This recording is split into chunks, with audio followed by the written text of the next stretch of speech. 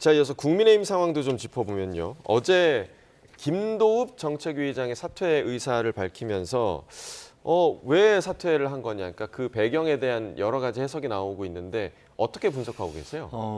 국민의힘 지지자의 한 사람으로서 상당히 우려되는 것은 사실입니다. 정치인의 모든 의사결정은 정치적일 수밖에 없죠. 실제 지금 그 1년 정도에 되는 임기를 중에 상당 부분을 남겨놓은 상태. 나아가 올해 6월 초에 지방선거가 있는 상태 속에서 중요 당직인 정책위 의장이 스스로 그 당직을 내려놨다라는 것은 당내에 어떻게 보면 노란불이 켜졌다라고 볼 수밖에 없다고 생각을 합니다.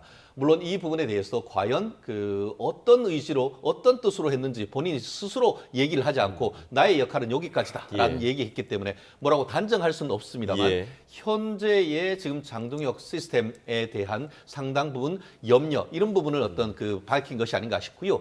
개인적으로도 본인이 그 부산에서의 지역구에 있습니다만 지역구의 민심이나 이런 부분들을 아마 종합적으로 검토를 해서 이와 같은 결정을 한 것으로 미루어 짐작합니다. 다만 그럼에도 불구하고 지금 조만간 지금 장동혁 대표 같은 경우에는 금주에 혁신안을 지금 낼 수가 있는 그런 상황이라고 합니다. 그렇다고 하면은 과연 이 시점에서 이렇게 책임 있는 정치인께서 이런 그 사표를 던지는 것이 맞는지에 대한 비판적 시각도 있지 않는가. 본인이 제안을 했고 그것을 정책위 의장으로서 받아들였다라고 하면은 조금 더 당 대표에 대해서 힘을 실어주는 그런 모습을 보였어야 되는 것이 아닌가 하는 그런 아쉬움도 저는 말씀드리고 싶습니다. 지금 말씀해 주신 그 장동혁 대표의 혁신안과 관련해서는 지금 그 내용을 두고 지금 벌써부터 좀 엇갈린 목소리가 좀 나오고 있는데요. 그 내용 먼저 좀 들어보겠습니다. 두 가지 요구가 있다고 생각합니다. 1년 넘게 이 당의 내분 사태를 키운 한동훈 전 대표에 대한 명확한 시시비비가 필요하다, 처벌이 필요하다는 게 100만 당원들의 첫 번째 요구라고 보고요. 네, 그 요구가 충족된다면 장동혁 대표가 통합을 위해서 또 지선 승리를 위해서 또 과감한 개혁을 하는 데 있어서 많은 당원들이 또 양해를 해줄 거라고 보거든요. 그래서 그 두 가지 모두 다 과감하게 가는 게 중요하다. 사실 근데 큰 기대는 사실 없어요. 만약에 거기서도 뭔가 나오지 않는다면은 저는 조직적인 움직임이 가시화될 거라고 봅니다. 그리고 이 지도부로 선거를 치를 수 없다는 생각들이 확산되기 시작할 거예요. 그다음부터는 굉장히 지금까지 톤과는 다른 톤의 말들이 나오기 시작할 거예요. 그러니까 사실 8일, 그러니까 김도읍 정책위의장이 사퇴한 것이 굉장히 우리 당에 지금 큰 이제 파장을 일으키고 있는 거고. 자, 지금 뭐 장해찬 부원장의 이야기를 들었지만 장동혁 대표의 측근들로 분류되는 인사들이 계파 갈등의 분위기를 오히려 지금 부추기고 있다라는 그런 비판의 목소리도 있을 수도 있을 것 같거든요. 어떻게 좀 보십니까? 결국 판단은 중도층에서 구하는 게 저는 맞다고 보는 게요. 정당은 선거를 통해서 국민에게 평가를 받고 그 평가에서 승리하는 것이 목적인 것입니다. 그런데 지금 중도층의 평가를 무시하고 가는 이런 모습이 선거 승리를 할 수 있는 정당의 모습일까요? 저는 아니라고 보고요. 제가 뭐 국민의힘을 비난하거나 비판하고 싶어서가 아니라 정말 우리 정치가 잘 돼야 한다는, 국민의힘이 잘 돼야 또 민주당도 잘 될 수 있다라는 그 충정에서 드리는 말씀인데 이 방향은 맞지가 않아요. 그래서 김도읍 정책위 의장이 정책위 의장이 얼마나 대단한 자리인지 우리 정치권에 있는 사람은 압니다. 행정부와의 모든 것을 사실상 같이 결정하는 자리예요. 그리고 용인해 주는 자리고 어마어마한 자리입니다. 근데 그 위치에 있는 사람이 장동혁 리더십이 가는 길에 동의할 수 없다라는 의사표명을 한 거잖아요. 이 길은 아니다라는 거.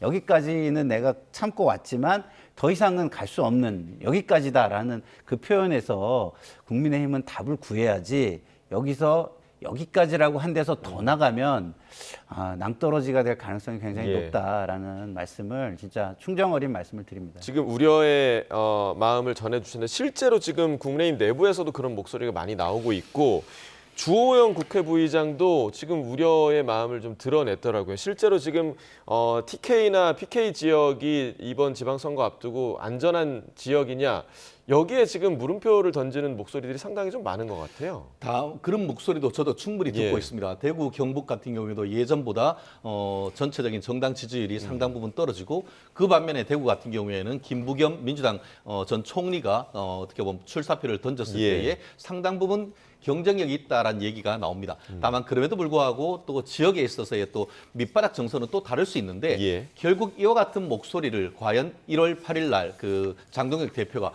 통합으로 더 갈 것인가? 엊그제 얘기하는 것처럼 나름대로 어떤 그 12월 3일 비상계엄에 대해서 책임감 있는 얘기를 이미 했고 나아가 깜짝 놀랄 만한 혁신적 인사, 나아가 그와 같은 정책으로 승부를 하겠다라고 하면서 어떤 통합을 하기 위해서는 걸림돌이 제거해야 된다라는 그런 목소리, 지금 결국 당원들의 목소리를 더 강화해서 들을 것인가 아니면 예. 당원 밖에 있는 중도층까지도 껴안을 것인가 이 부분에 있어서는 장동혁 당대표가 아마 오늘 또 굉장히 깊은 고심을 하고 계실 겁니다. 그렇기 때문에 저는 1월 8일 날 있을 장동혁 당대표의 혁신안을 보고 그때의 판단을 해도 저는 늦지 않다. 아직까지 당이 이번에 6월 3일 같은 경우에 지방선거 예. 짧게 남았다면 짧고 길다면 길기 때문에 지금으로서는 너무 어떻게 보면은 양당 간의 어떤 그 선택이라기보다는 당 대표에게 좀 맡기고 그에 대한 어떤 그 결정, 혁신을 보고 판단해도 늦지 않다.